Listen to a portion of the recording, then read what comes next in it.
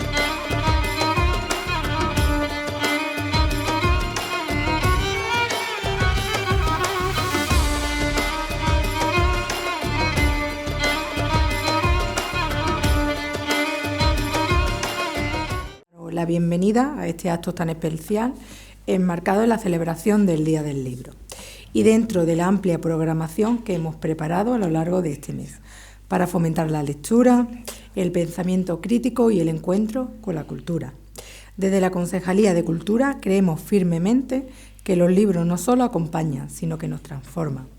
Por eso, cada una de estas actividades que organizamos durante este mes del libro tiene un objetivo claro: acercar la literatura a todos los públicos, convertirla en una experiencia compartida y seguir construyendo una ciudadanía más libre, más formada y más sensible. Hoy lo hacemos, además, en un entorno único como son las cuevas del convento, un espacio cargado de historia que se convierte en el escenario perfecto para acoger una obra que precisamente nos invita a viajar al pasado y a redescubrirlo con una mirada nueva. Y no podríamos tener mejor compañía para celebrar esta jornada que Alfredo Taján. Su estrecha vinculación con el mundo de la cultura y muy especialmente su labor como director de la Casa Gerald Verena lo convierten en una figura, especialmente por su labor como director de la Casa Verena, una figura de referencia y en especial y en Ángel profundamente comprometido con la difusión del conocimiento y de la literatura. Es sin duda un privilegio contar con él, con Cleopatra VII, más allá del mito. Nos propone ir más allá de lo conocido, cuestionar los relatos heredados y acercarnos a la historia desde el rigor y la reflexión.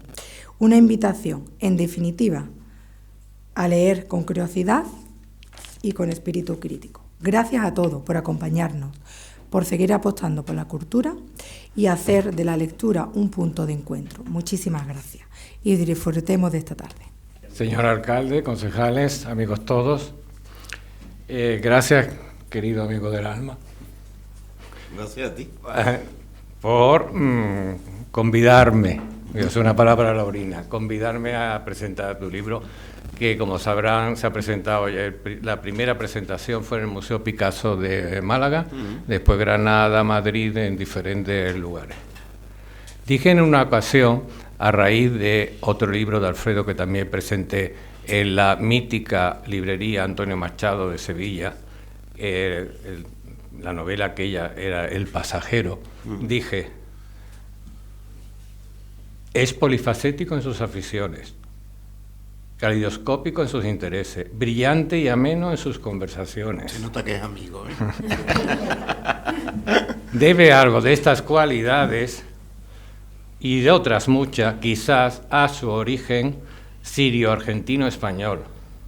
Pero sobre todo se debe al empeño por cultivar ciertas facetas de la cultura, aquellas que son más inusuales, abonadas, usando sus propias palabras, como flores de belleza inefable. Pues Alfredo es licenciado en Derecho y desde muy joven tuvo contacto con la literatura. Al principio unos poemas que le publicó Miguel Romero Esteo, y después coordinando la revista Nefelibata cuando todavía estaba de estudiante en Granada. Ha publicado 8 libros, entre poemas, 8 libros de poemas, 7 novelas y este ensayo que proviene de un encargo que le hizo el diario El País sobre mujeres en la historia. Y su editor, si no me equivoco, le dijo, hazme un libro del tema. Y aquí está. Este libro, Cleopatra VII, más allá del mito, es un ensayo documentado y contrastado sobre la última reina de Egipto, que pone fin a la dinastía de los Ptolomeos, que, como recordarán, Ptolomeo I, cuando muere Alejandro Magno y se desmembra el imperio de Alejandro, funda su dinastía en Egipto. El libro está ilustrado con abundantes, si lo habéis ojeado, imágenes y con una útil y extensa... Os animo a que lo compréis. Ahí está. Que ha venido la editora. Y con una abundante y útil bibliografía, desde Cicerón, Cicerón con su Historia Natural a Plinio el Viejo y contemporáneos como Borges o Cavafis. Y ahora la primera pregunta. ¿Cuánto tiempo te llevó construir todo este libro? Bueno, lo primero, agradecer al alcalde, a la concejal, a mi amiga del alma y compañera de tantas noches estudiando. Y de todas. Coincidimos también con la toga. Exacto, efectivamente, con la toga coincidimos. Tú has insistido y yo me fui a escribir sobre Cleopatra. Bueno, es un libro que nace, me voy a adelantar un poco a lo que vamos a desarrollar después. En el mes de agosto del año 1970 murió mi abuela paterna, y mis padres se fueron al funeral y a mí me dejaron con una amiga de mi madre, se llamaba Josefina, y encendemos la televisión, como se dice en Argentina, prendemos la televisión, y estrenaron la película en televisión en Argentina, Cleopatra, la de Mankiewicz, con la Cleopatra Taylor, que se pasó a llamarse, ¿no? Se encarnó tanto el personaje en la reina, lo hizo también la mejor de las Cleopatras. Cleopatra ha sido carne de cine, de celuloide.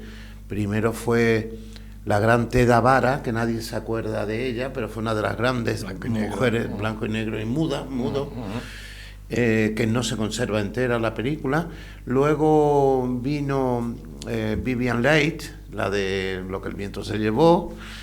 Carmen Sevilla también hizo como una malísima película con Charlton Heston, que es una Cleopatra sevillana. La cosa de Cifesa.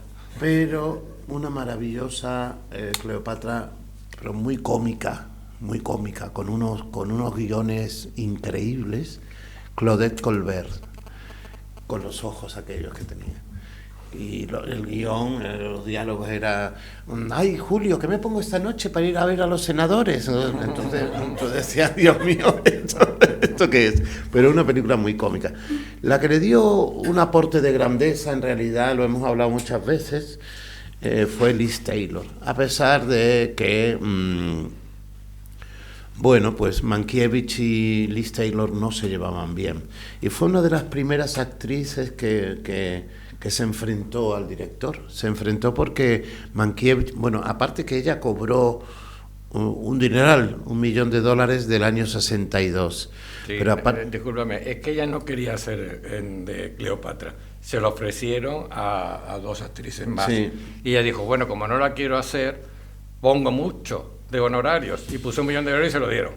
Aparte que vivía en un momento personal muy feo, casi cleopátrico, porque ella estaba divorciándose de su marido, conoció a si la otra es Cleopatra Taylor, Marco Antonio Barton. Entonces eso fue una pasión que no pudo contenerse. Fue la pasión de la década de los 60. Si no os acordáis, yo lo refresco, se casaron y se separaron 4 veces, mediando diamantes, millones de dólares, la perla peregrina, y litros de alcohol y polvos del Nilo.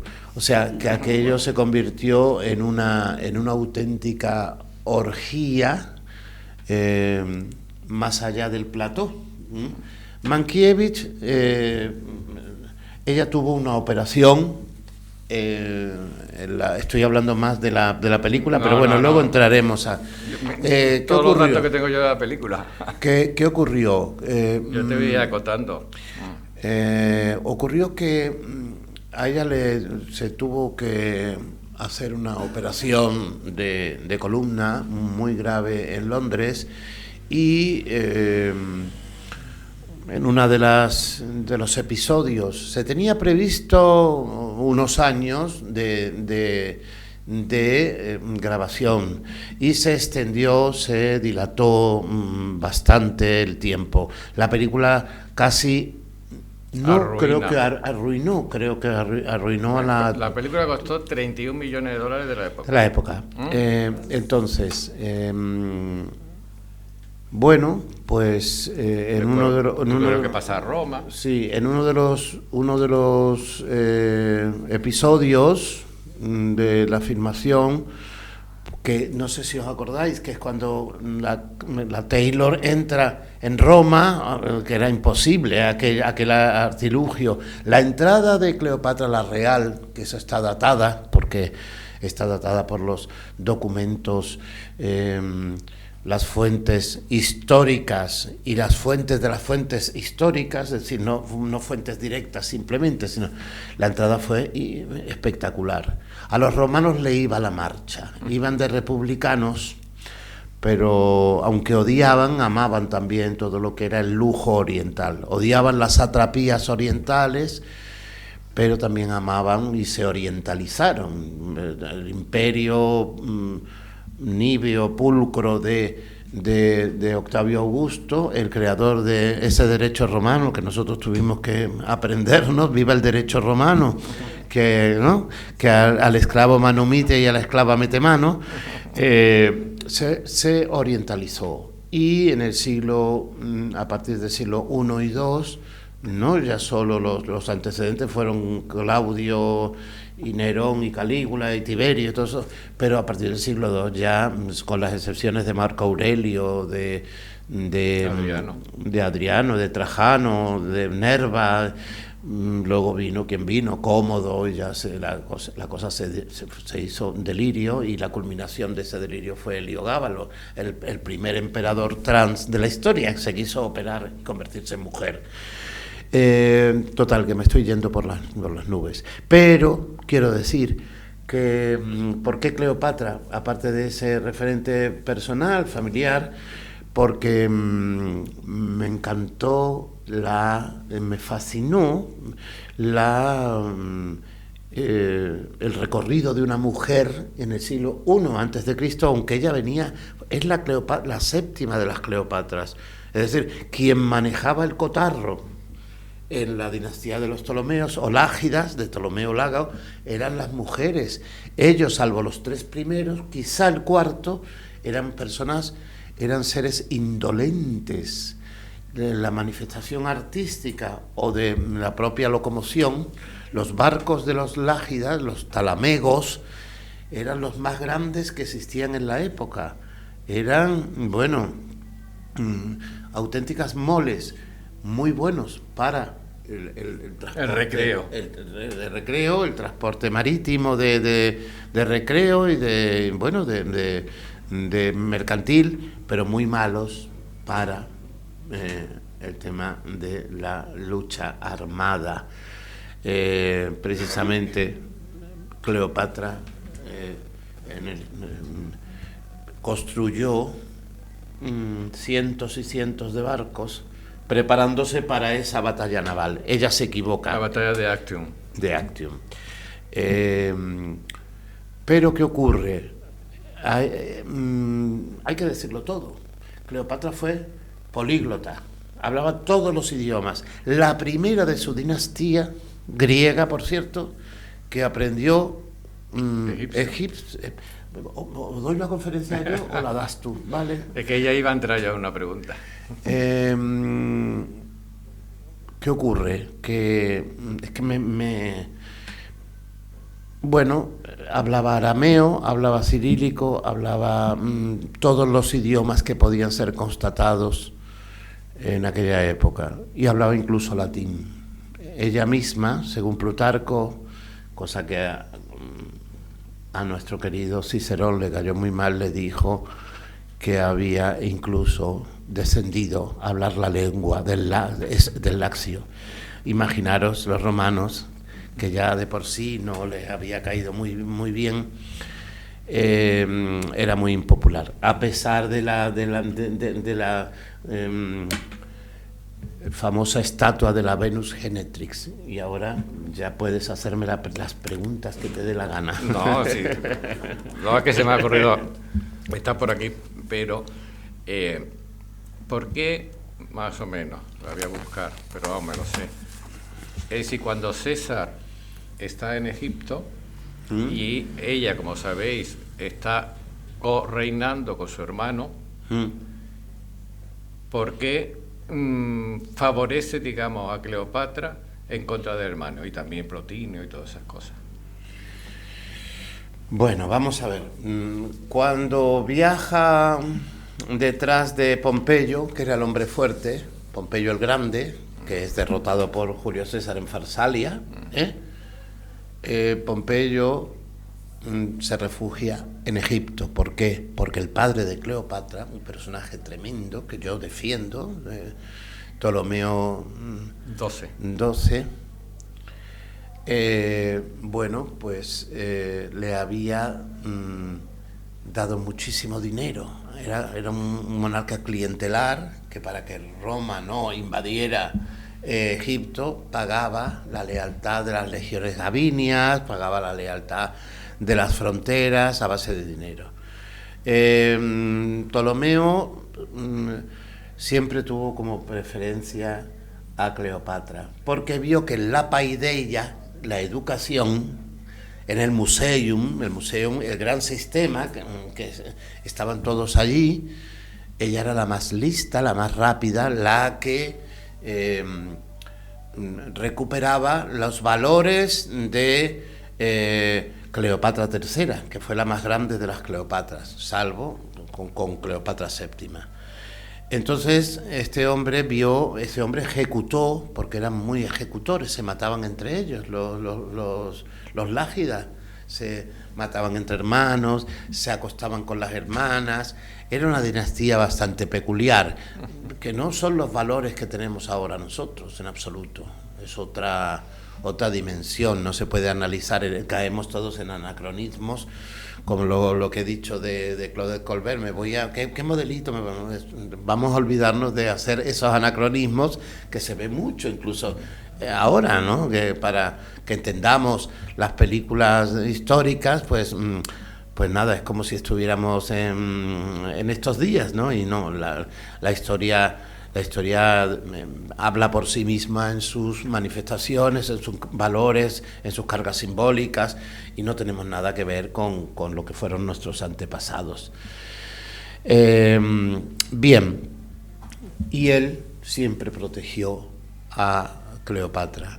Él tuvo 5 hijos, 2 Ptolomeos, Berenice, a la que Ptolomeo XII, el flautista Auletes, porque decían los egipcios le ponían motes a todos los faraones.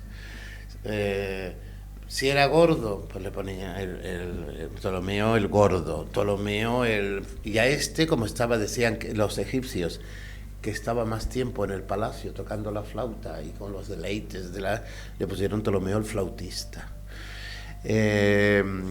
Bien, ejecutó a Berenice, mató a su propia hija, que se le reveló.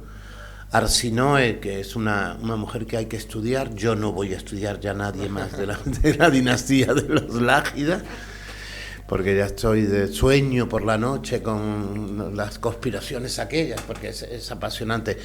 He hecho una biblioteca paralela en mi casa de todos estos señores y señoras, que la verdad es que eran temidos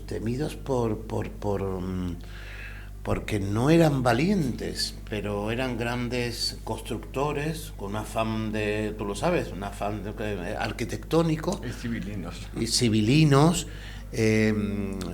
Eran sátrapas en el peor sentido de la palabra, eran cobardes, no presentaban guerra abierta directamente, sino que presentaban grandes, espectaculares puestas en escena con los barcos, con la corte, las ninfas y los iban. Ella, cuando sube el río Nito para llegar a Tarso a encontrarse con el encuentro fatídico que tuvieron Marco Antonio y ella, porque ese encuentro fue fatídico, causó la muerte de ambos, el fin de la dinastía, y cambió la historia del mundo en el siglo I. Es muy importante esa batalla. Además fue la batalla en la que se emplearon más barcos. Todo el mundo le decía a Marco Antonio: no plantees la batalla por mar, pero ella impuso su criterio, iba a decir otra cosa más ordinaria, impuso su criterio al Estado Mayor. La batalla se tiene que plantear por mar, porque creía que sus barcos, sabía que no iba a ganar, pero lo que todo el rato ella pensó en dejar un flanco abierto para que no pudieran llegar a Egipto. Y sí, no estaba mal planteada la cosa, en el fondo. Ese desprestigio que tiene Cleopatra, que dicen huyó no era una gran estratega militar, pero aguantó y huyó con 80 barcos, pudo huir con 80 barcos. Sí. Porque dice Plutarco, no, yo porque por tu libro, no porque ya consultado las fuentes, dice Plutarco que Cleopatra ejerció muy mala influencia, o una influencia nefasta sobre Marco Antonio. ¿Para qué habré escrito esa frase en todas las presentaciones, en todos los sitios que voy? La arpía Cleopatra. No, yo no he dicho que sea. No, pero yo añado. Siempre me preguntan: oye, ¿era tan manipuladora? Sí, era manipuladora. Lo digo porque lo interpreto, no porque supiera. Pero él es que era débil. Si tú analizas la personalidad de este señor, que es increíble. Ellos se divinizaron. Ella iba de Isis Osiris, se cambiaba inmediatamente de ropa porque era egipcia en las orillas de Egipto, y cuando llegaba a Creta se ponía la clámide, se ponía y se convertía en una princesa griega. Tenía las dos partes, ¿no? Se divinizaron, pero no solo Marco Antonio, la propia, que tú dices en tus notas, el propio Julio César va, cuando llega a Roma, algo tendría, ¿no?, que le pone una estatua, la Venus Genetris, la pone en mitad del foro, del templo. Ese templo que precisamente, poco después, que si vas ahora allí, está cerca la tumba de Julio César. Sí. Bueno, lo que se cree, porque tampoco lo que han removido de la ciudad de la arqueología. No, pero es simbólico. Sí, es simbólico. Efectivamente, y estuvo de pie esa estatua, no se demolió en la continua. Sabéis que Roma está... es un milagro, porque excavando hacen los nuevos, así ha pasado siempre, ¿no? El barroco coge elementos del renacimiento, antiguamente, poco a poco, pues se hicieron, es un continuo reciclaje, vamos a llamarlo así. Sí. Como el bronce que estaba en el frontispicio del Panteón, que se Efectivamente. usó Bernini para el acta de la confesión en el Vaticano. Eso es un ejemplo muy bien traído, sí. Bueno. No. Dime.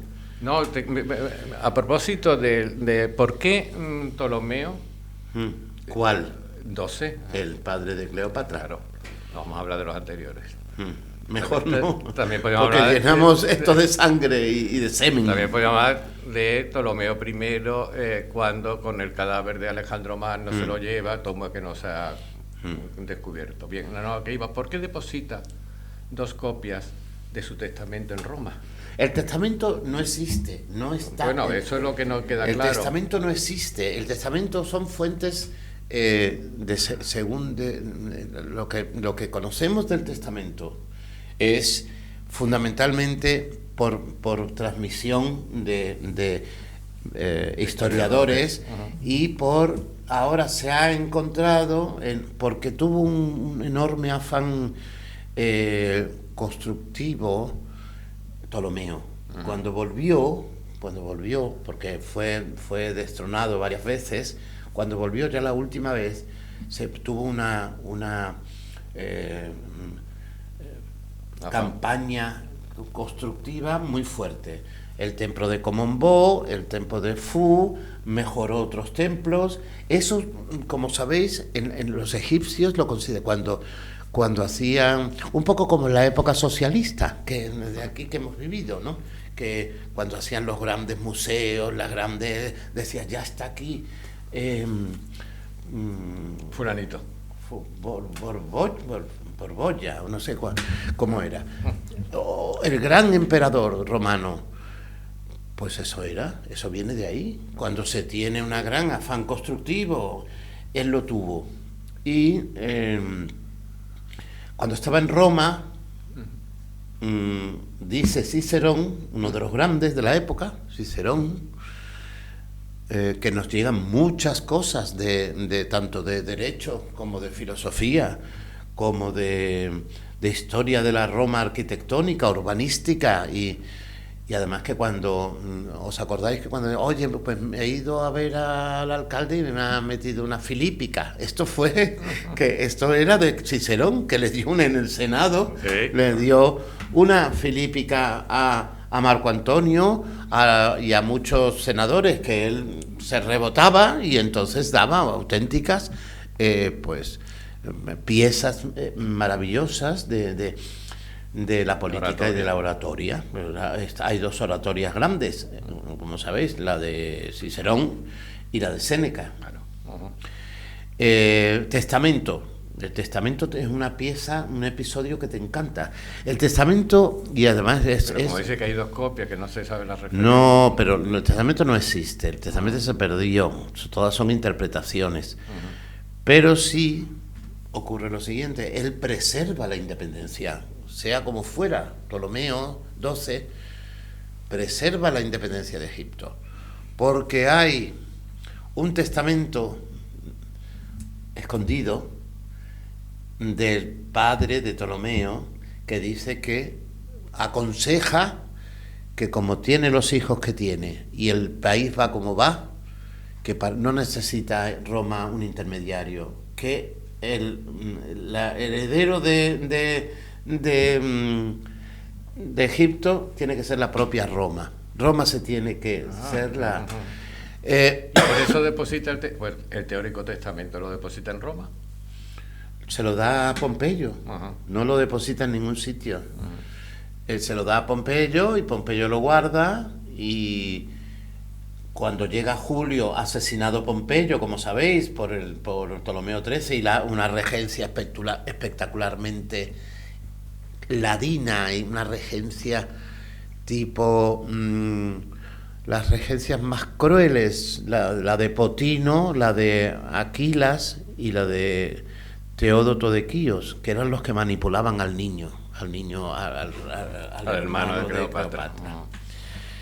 El testamento es objeto de muchísimas interpretaciones, y lo cierto es que la que triunfa en las guerras que tenemos, la guerra civil alejandrina, que escribió César con esas dotes literarias, es el único latín que entiendo.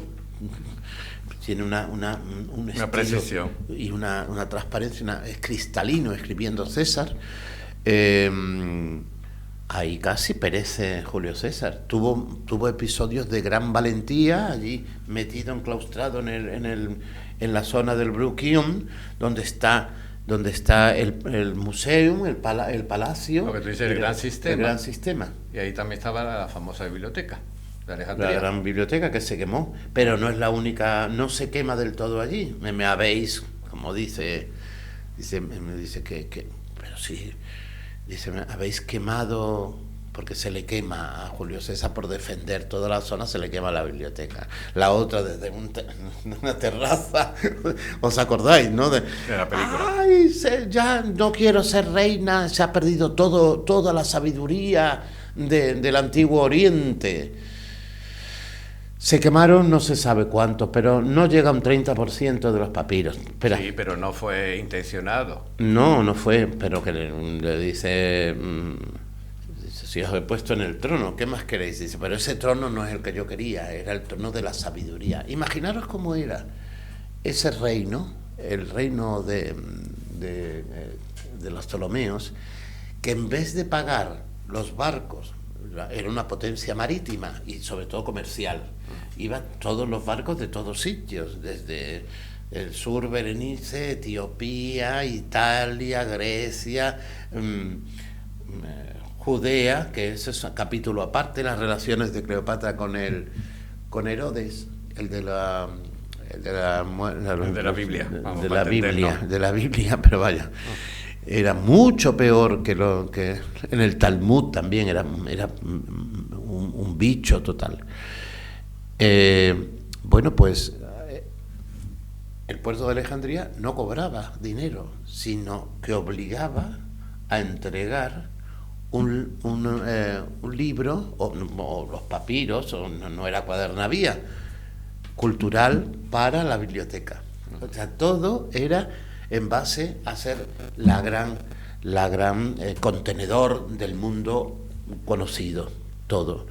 En el periodo de esplendor, que sería desde el 280 antes de Cristo al 300, y cuando ya se quemó 3 veces, la última fue intencionada por San Cirilo. Eso sí, pero yo decía, en la época que estamos hablando del libro, sí, con Julio César no fue intencionado. No, es que se quemaron los barcos. Se quemaron los barcos y se prendió la biblioteca. Se extendió, sí. Y a ver, ¿qué te pregunto? Preguntas, por favor, que sean... No, pero sí, es que ya lo hemos hablado prácticamente todo. No me vayas ahora a preguntar cosas de Cleo. No. Porque bueno, abunda un poco en la batalla de Actium, que ya lo has dicho antes, pero abunda, y los errores históricos, que se ha quedado un poco así. Bueno, vamos a ver. Los errores históricos de la película, lo que le dice Elizabeth Taylor pero a Mankiewicz. A mí no me interesa otra vez volver a la película. Voy a hablar de Actium, que es una batalla, ya lo he dicho antes, una de las grandes batallas de la antigüedad, con la convicción de que ellos construyen una sociedad, la fundan, Marco Antonio y Cleopatra. Se llama de los que van a morir juntos, porque sabían que iban a ser absolutamente... Se une barcos pesados. Llevaba en la cola, por eso la ponen al final, llevaba todo el tesoro, porque la regencia que estaba en Alejandría, ella no se fiaba. Dice, yo saco de aquí todo el dinero y todos los tesoros de los templos. Por si acaso. Pero claro, los barcos que en sí... El Antonias, que era el de Marco Antonio, y el Talamegos de la Reina, pesaban como 7 u 8 barcos de Agripa, de los romanos. ¿Qué hizo Agripa? Pues entraba y salía. Aquello no fue una batalla naval, aquello fue una especie de ataque ante aquellas moles egipcias. Como guerra de guerrilla. Sí, ellos entraban, pero los otros no podían moverse. Pero ¿qué hace ella? Tampoco fue tan mala. Con los espolones, abrió un flanco izquierdo y no esperó a que fuera totalmente vencidas las tropas romanas de Antonio. Eso es muy criticado, durante años se ha criticado esa, pero parece ser que estaba pactado por ellos dos para abrir aquella vía y salir hacia Libia, que fueron lo que hicieron, hasta tal punto que Agripa ordena que los persigan, dice, porque son muy lentos, y ellos se refugian en el Egeo, en las islas de los barcos que le quedan, pero en un momento Cleopatra ve que vienen estos, dice, vamos a volvernos, y se vuelven, y los otros se acojonan y no lo siguen, persisten en la luego ya todo lo que viene después es la derrota durante un año, que mucha gente se cree que la batalla de Actium, y eso por la película, que al día siguiente dura 10 minutos. Que dura 10 minutos, el día siguiente estaban ya muertos los dos, ella con el áspid y el otro... No, que eso, también hay...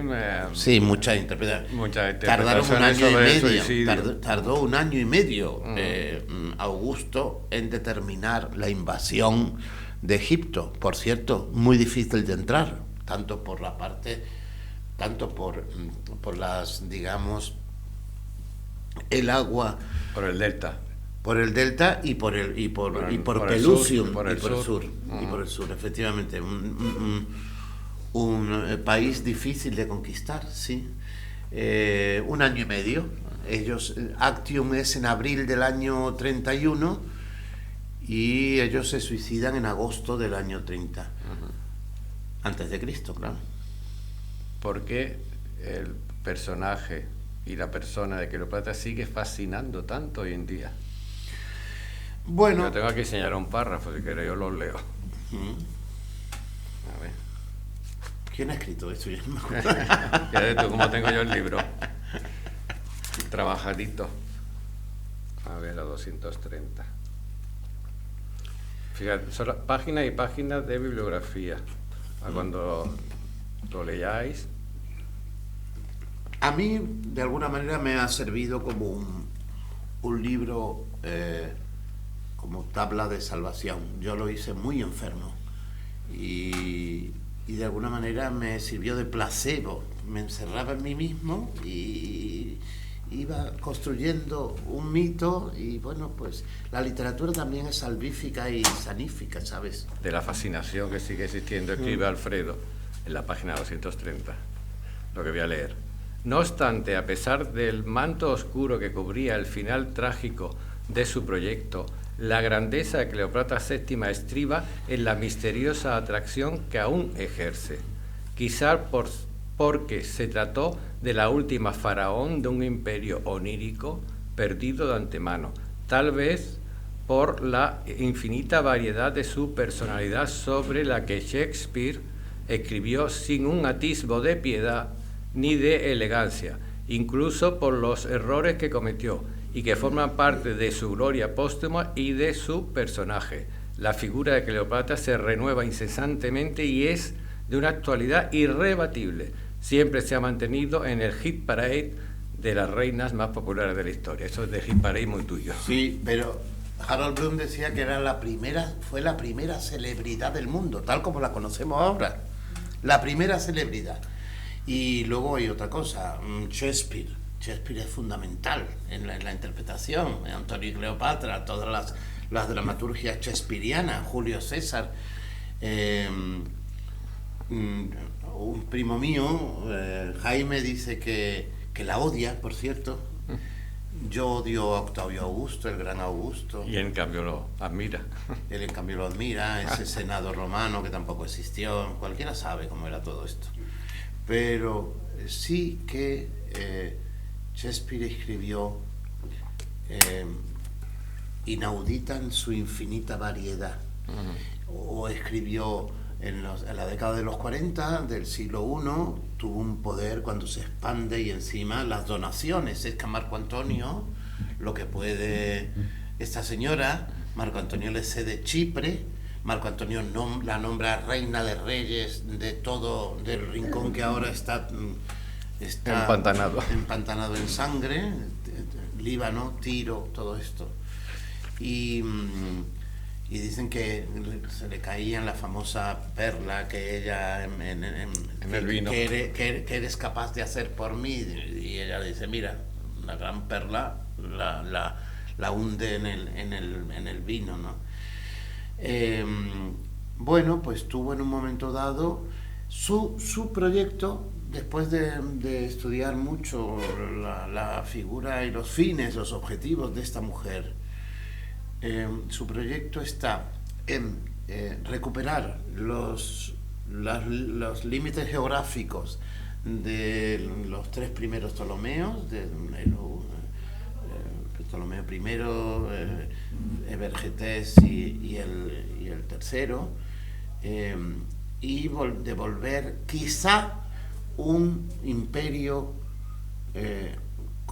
no contra, pero coetáneo a Roma, diciendo que nosotros sí venimos de los griegos, vosotros no. Claro, eso Roma no podía tolerar. Bueno, ya que dice eso, estuvo en un tris, vamos a llamarlo así, con Cesarión, de que Cesarión heredase los 2 imperios. Pero ya sabes lo que dijeron, dicen...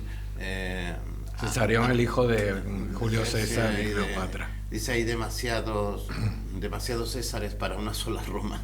O sea, que era imposible que Cesarión, ese niño era muy bello. Ahí están los grandes que os recomiendo, si no habéis leído, los grandes poemas de Cavafis. No digas que fue un sueño.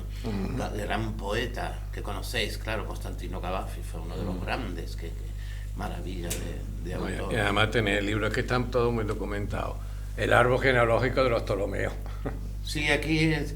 Y es muy difícil la datación, porque para algunos, te vas a algunos... Bueno, esto es normal, te vas a algunos historiadores y cuando, por ejemplo, la madre de Cleopatra, no se sabe si es Cleopatra V o Cleopatra VI, Trifena. Hay algunos Ptolomeos que la datación es muy difícil de concretar, ¿sabes? Y ahí te vuelves loco. Yo a veces he dicho, hasta aquí hemos llegado, yo no volveré a escribir de Cleopatra, salvo si hay un anticipo. A propósito, el pobre Pedro, cuando negociando yo las novelas, en la época sí. ¿Cuánto te han dado? Me llamaba. Aquella de Madrid, sí. Que estábamos, fuimos a Madrid por otra cosa y nos alojamos en el mismo hotel y estaba él negociando una novela. Con la editor de aquel momento, porque tú has cambiado varias veces. No tanto como otros. Y cómo, ya de las últimas preguntas. Vamos también a que pregunte. Sí, yo la última que hago, que ¿dónde has leído tantas fuentes? Mira, las fuentes tú lo sabes que eres historiador, yo no te lo tengo que preguntar. Bueno, pero tú vas abriendo y te das cuenta que poco sabes. Es decir, vas abriendo camino, hay un historiador que te lleva a otro, hay otro, y entonces es una concatenación tremenda, porque dices, no puedo más, no puedo leer más sobre esto, porque además ya hay momentos en que te paralizas. Hay que tener una gran... yo no soy historiador, aunque tengo más argumentos históricos que muchos historiadores oficiales del reino. No, pero yo me refería, digamos, de forma física. Tú lo has mirado todo por internet, has ido a bibliotecas, ¿cómo lo has hecho? Bibliotecas, internet y todo. Ahí es lo que me refería. Bibliotecas y también internet. El internet también tiene una parte de rapidez y de fugacidad que está muy bien. Vamos a ver, no puedes pensar más o reflexionar más que cuando tienes un libro, claro. Pero hay menos formación y más información rápida. Entonces, y ahora con las guías ya sí, pues acaba y vámonos. Bueno, preguntitas vuestras. Alcalde. Una preguntilla entonces, ¿no?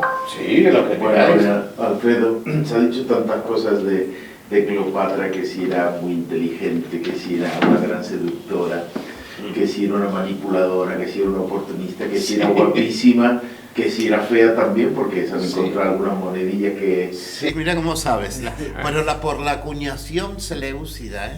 Hay alguna acuñación que no es así, pero de todas formas no sale favorecida. Pero en la moneda no sale favorecido nadie. Sí, sí, pero Ya aparece con una nariz proeminente, todo eso que dice. Bueno, muy ¿No egipcio. crees que al final lo que mejor describe a Cleopatra era que era un animal político, aunque se haya equivocado a lo mejor en sus alianzas, en su última alianza con Marco Antonio? Pobre Marco Antonio, pero te digo una cosa, sí era un animal político. Ha sido muy atinada tu pregunta y tu comentario. Era, y es lo que está en este libro, lo que hago relevante, es una mujer que todas y cada una de sus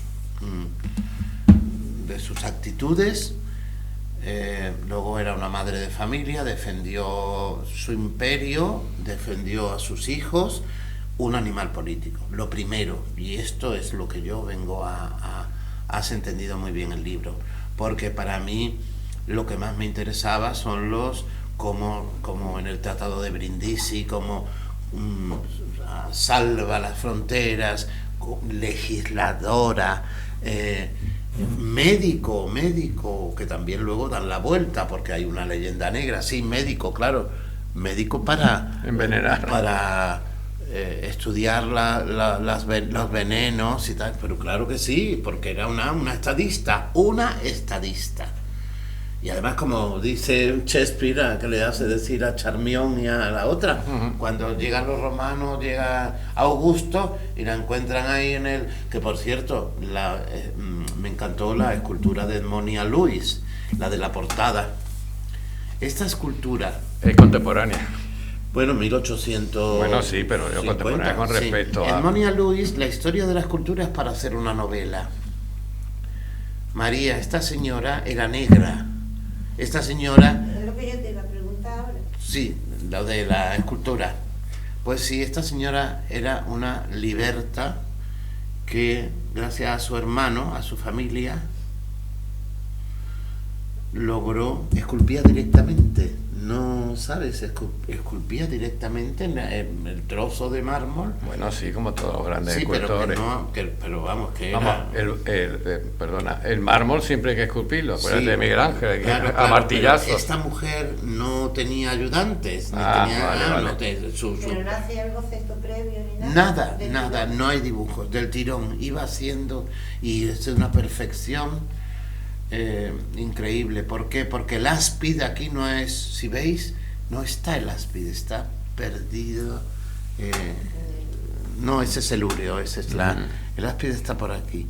Y la cara de ella es ni miedo, ni tampoco prepotencia, sino esperando la muerte. Como una beatitud.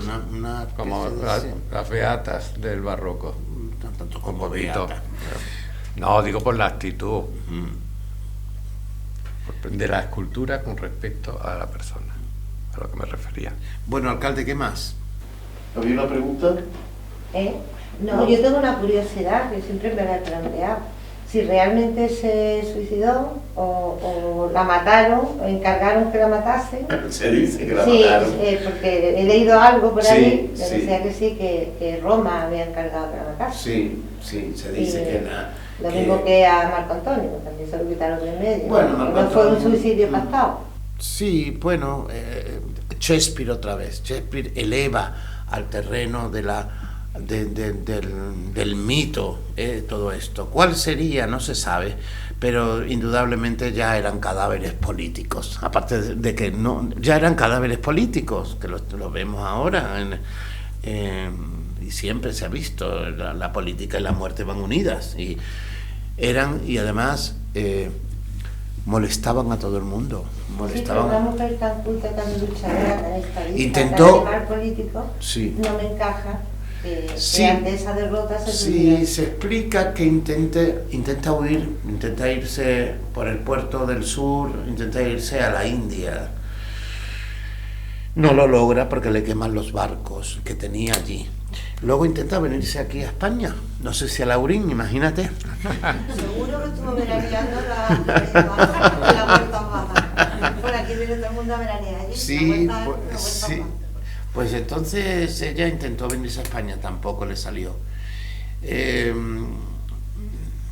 Augusto era tan malo que sí, puede ser, es una conjetura más, pero la grandeza del suicidio le pega muchísimo más, y al ver todo perdido y todo, no digas que fue un sueño, es decir, esto que hice yo, estuve a punto, que tú dices en un tris, estuvo a punto de lograr que darle jaque a Roma, desde que es introducida en el año 51, después tuvo periodos de soledad política muy fuerte y sin embargo resiste. Y luego claro, la alianza con Marco Antonio.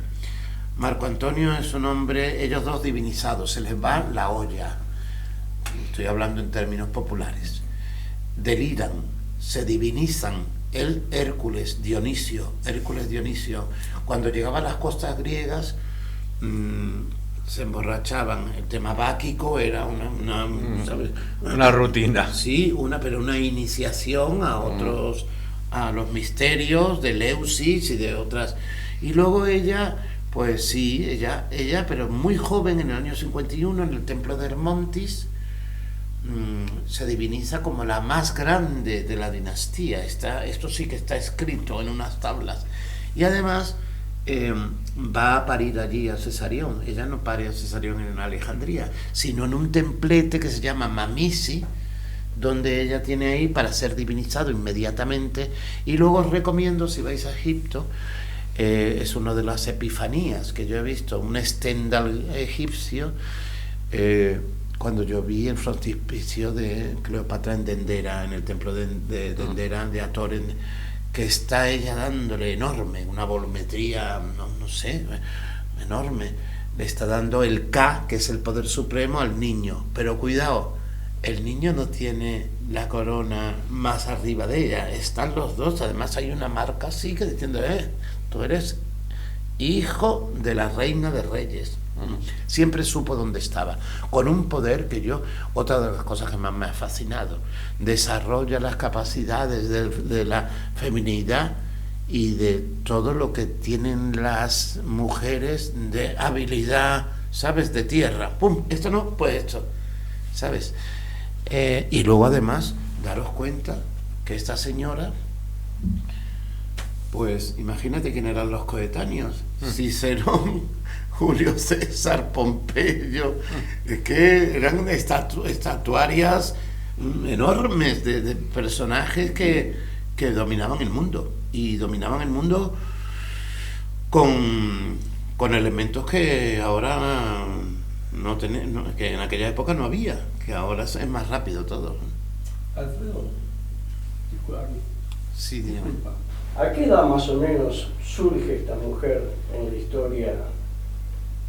Ella nace en el 69. Pero sí, vale, pero nace en el 69, ¿cómo desarrolla ella? Se mata en el 30 se mata con 39 recién cumplidos, sí.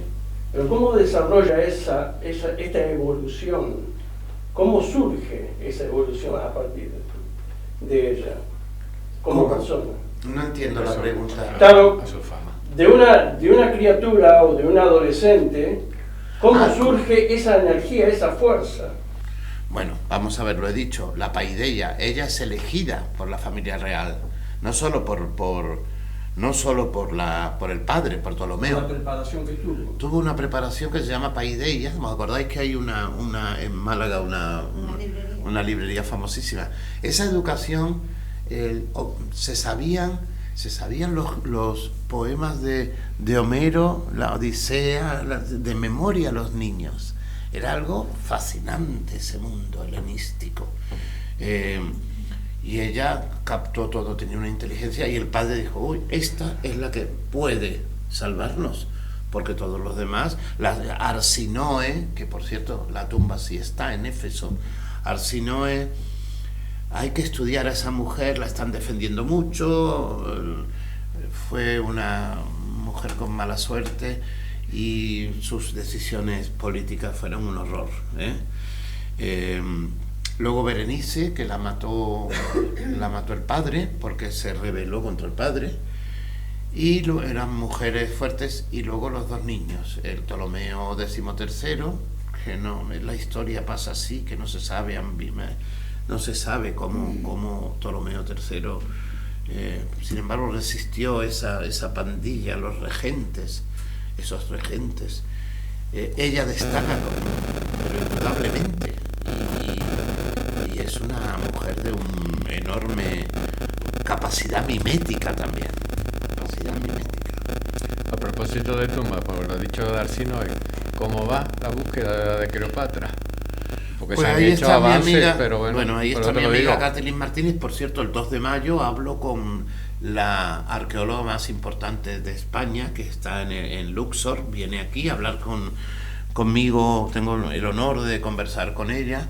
Vamos a hacer una ponencia de Luxor, esa sí que va a ser un poco menos distendida, de Luxor a Taposiris.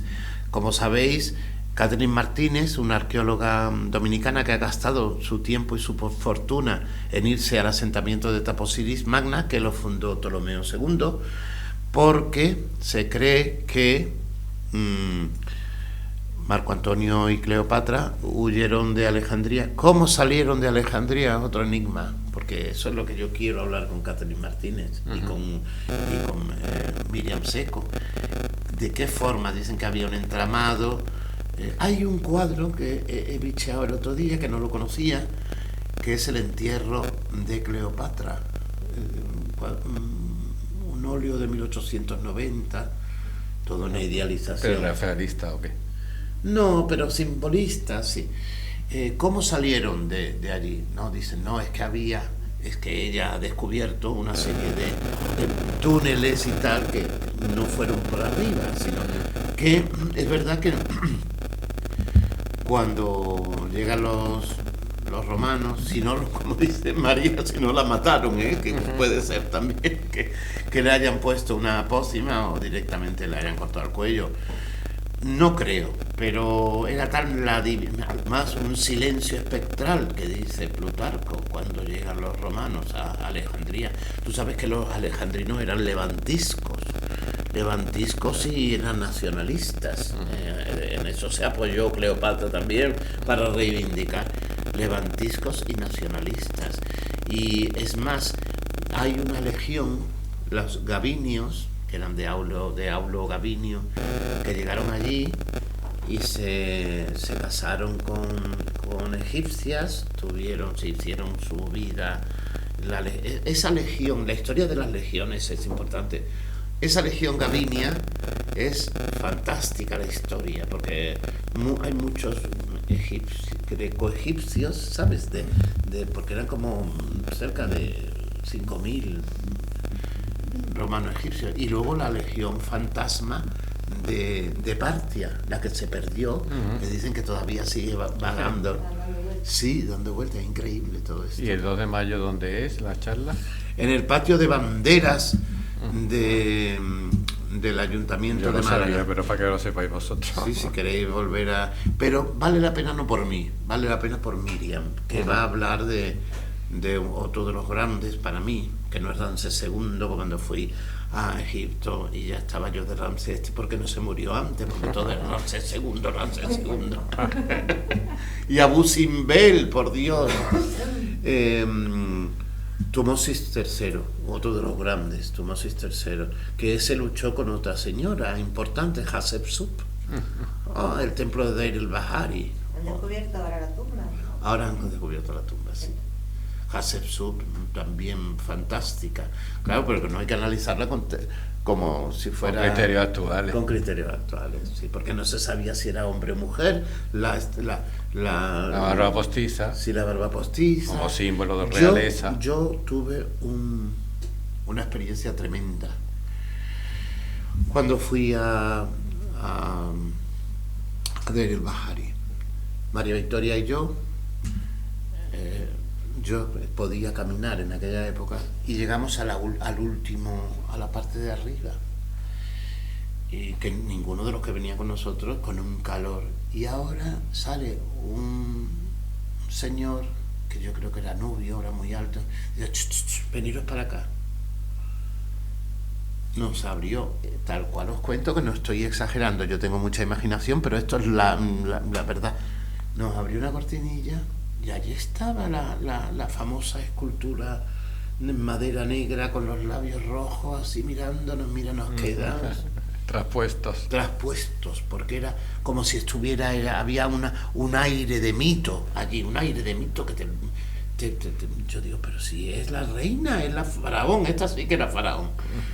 Y allí estaba, de una belleza que ni la Nefertiti esta sí que tenía poder, porque hay que ver, pues Tutmosis III tuvo que luchar con Hatshepsut, era su madrastra, claro. Y la borró de todas las dataciones. Hay inscripciones, sí. Pues nada, muchísimas gracias y un aplauso.